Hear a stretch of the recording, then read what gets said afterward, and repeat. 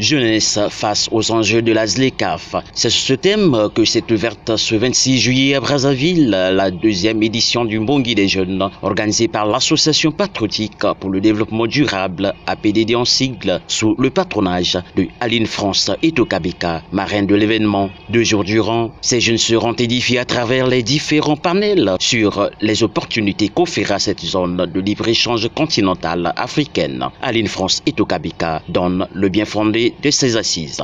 Cette année, nous avons choisi le thème autour de la zone de libre-échange continentale africaine, ZLECAf, qui est aujourd'hui un enjeu très important et capital dans le développement de notre continent, l'Afrique, puisque bien inscrit comme projet phare de l'Union africaine dans le cadre de son agenda 2063. Donc ce projet est un projet autour duquel s'agrippent tous les projets connaissent qui permettrait d'avoir une Afrique avec un avenir très rassuré. Donc il était important pour nous de sensibiliser notre jeunesse autour de ces enjeux pour les aider à s'approprier cette thématique de la ZLECAf afin de pouvoir savoir comment se positionner dans ce grand marché commun qui arrive à grands pas, puisque c'est dans quelques années que tous les États signataires de ce projet vont ouvrir leurs frontières, donc lever les barrières douanières. Donc c'est en même temps une opportunité qui est offerte à tous ceux qui sont porteurs de projets, entrepreneurs, parce que à la base, ils ont eu un espace assez limité de personnes qui adhéraient à leur projet. Mais là, ce sera 54 États, c'est pas rien. Donc c'est une grande opportunité qui permettrait d'augmenter son taux de productivité et aussi d'avancer avec assurance dans tout ce qu'on entreprend dans d'autres secteurs d'activité. Alain Demaboud, président de l'association patriotique pour le développement durable, parle ici des défis à relever.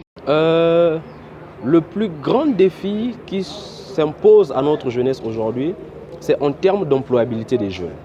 Mais vous savez que c'est une question assez transversale. Voyez-vous, aujourd'hui là, nous, dans notre façon d'être éduqués, le Congolais a été éduqué dans la logique d'être bureaucrate.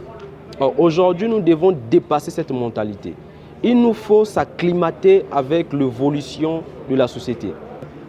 Nous devons nous harmoniser avec l'évolution de la société d'aujourd'hui.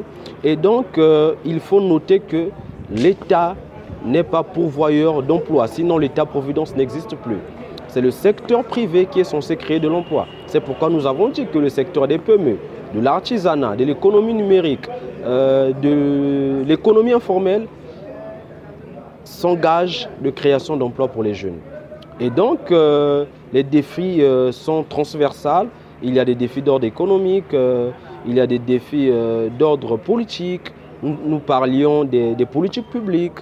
Et donc, il nous faut à tout prix répondre, sinon apporter des réponses urgentes à toutes ces questions, toutes ces interrogations qui gangrènent nos ménages aujourd'hui, afin que nous ne soyons pas victimes de l'arrivée de la ZLECAf. Les participants à cette deuxième édition du Mbongi des jeunes n'ont pas tari les mots. Ce qui m'a motivé à venir ici, quand j'avais vu sur les affiches, parce qu'on avait dit la jeunesse face aux enjeux de la ZLECAf. Et c'est le mot ZLECAf qui m'a intéressée. Et quand je suis venue ici, on nous a montré que la ZLECAf, c'est tout simplement un moyen qui permet aux jeunes d'entreprendre, qui permettent aux jeunes aussi d'avoir la libre circulation des biens, la libre circulation des services. Et il y aura aussi la possibilité que les entrepreneurs étrangers puissent venir ici sans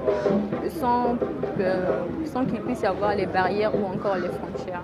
Adopté par les chefs d'État et de gouvernement à Addis Abeba en Éthiopie en janvier 2012, la création de la zone africaine de libre-échange continentale vient stimuler les échanges intra-africains. La jeunesse congolaise doit se lever pour être compétitive face à ce grand marché continental.